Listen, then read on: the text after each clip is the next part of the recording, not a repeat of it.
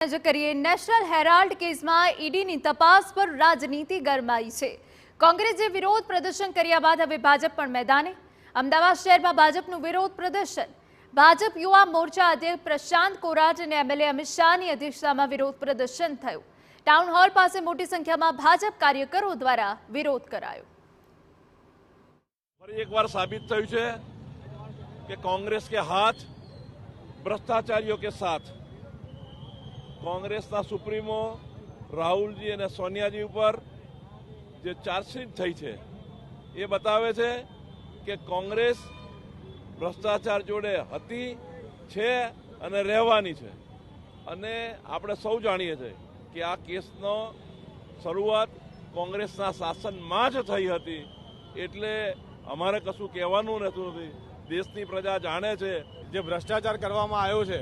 National હેરાલ્ડની દેશભરમાં કરોડોની સંપત્તિ, જે લોકોના પૈસે અને ટ્રસ્ટના માધ્યમથી ઊભી થયેલી સંપત્તિ એ પચાવી પાડવાનું જે કાવતરું કોંગ્રેસના આ મા બેટાએ કર્યું છે, એના વિરોધમાં સીબીઆઈ ચાર્જશીટ દાખલ કરી છે।